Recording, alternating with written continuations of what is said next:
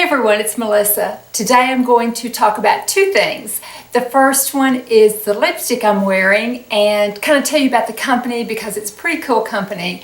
They do a lot of retro things, and so I'll talk about them in just a minute. The first thing I want to talk about is a few videos ago I showed a picture that my son had done of the total eclipse that he had photographed here. And some of you said, oh, if he ever makes prints of it, let us know, and you know, we might be interested in it. Well, he's done that, and he set up a website, and he's got several different sizes, and he's got two ways to have it. He's got it with the date. This is what, let me turn out the big light. So this is what it looks like with the date in the smaller size, but he's got all different sizes with the date.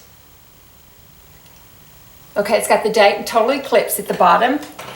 And he's also got all different sizes without the date. He calls it clean, which means without the date, I guess.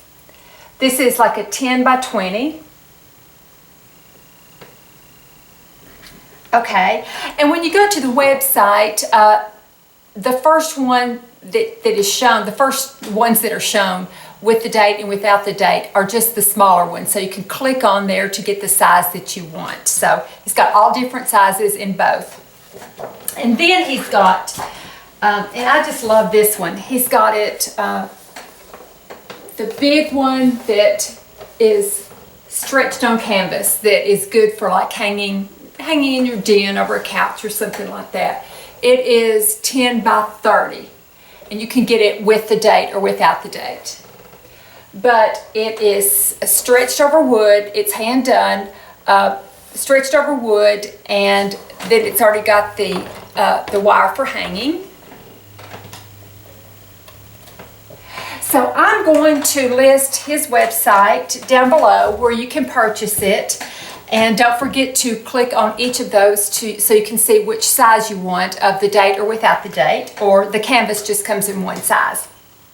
And also, I thought, well, it'd be kind of, let me put this back, turn this back on.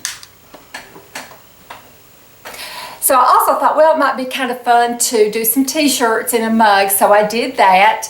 And that's a separate website that I'll link down below, and I put all different sizes in it. And so I'll kind of show you a picture. The one that I did for myself, I had the date and the name of my town under it. So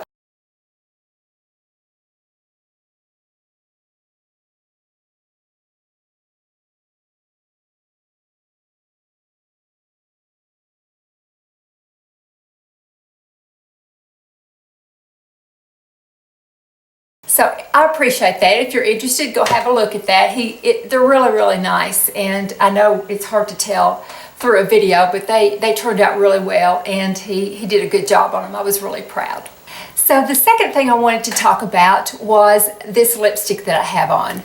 With Christmas coming up or just around the corner, I always like to look at red lipsticks during this time of year.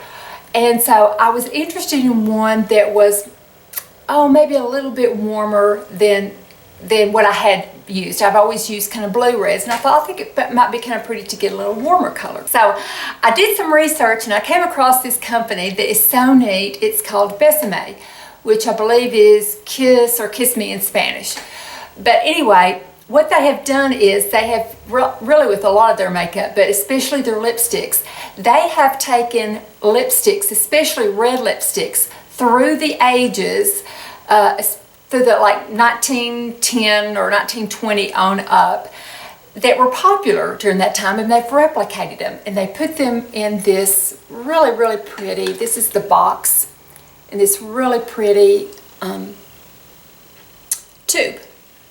So it was just so interesting because some of them, like I think from the 1920s, were really dark red lipstick, almost black, and I thought, I wonder why that would be so popular for that era. And I realized it was before color films, so it was during the silent films and you know, the black and white films. So they probably figured they really needed a real bold color to show up in black and white, so that made sense. And I think the 70s, I think, has a brown, and the 60s, early 60s has like a bubblegum pink. And so the one I got, I wanted one that was sort of like what Marilyn Monroe would have worn, because she always wore that kind of a warm red. It wasn't really a blue red. It always looked like it was sort of, not an orangey red, but a little bit warmer. So I found one that they said was a replica from 1959, which would have been during her time. And it's called Red Hot Red. I'm wearing it now. And I'll show it to you. Now I'm going to demonstrate how I put it on, because if you can see, it's shaped a little bit differently. And what they have done is, I guess they didn't have lip liner then, and I'll demonstrate it. They didn't have lip liner, so they would line the lips with the point and then fill in on the sides to keep the point sharp, and then next time fill back in with the point again. So they give you instructions on how to do it, how to put on your lipstick. They say to do it with a lip brush. I don't like lip brushes because they get kind of messy and I have to clean them off all the time. So I just did it, applying it like that. But they tell you to blot it. And so I thought I would just mention that and talk about the company, because I just thought it was just the neatest thing. And it was so interesting reading about the different eras. And I always like to say, these people do not know me. It's not a sponsored video. They have no idea who I am. I just came across them and bought this lipstick, and I've really been pleased. But with Christmas season coming up and the different reds, it might be interesting to go look at this and look at the different colors and see if you can find one that you think would suit you. So I think that is it. I appreciate you letting me talk about my son's prints very much. He's a good boy. He really is. And he's done a good job, and I'm real proud of him. And so go check out this company. They're very interesting. And they also do the cake mascara too, which is what we used to do back before the wand. So anyway, I hope everyone has a wonderful weekend, and I'll see everyone soon. I'll try to get back on it in a couple of days. So thanks for watching. Bye-bye.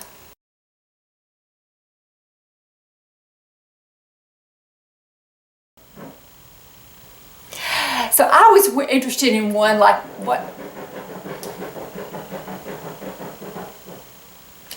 So I was interested in one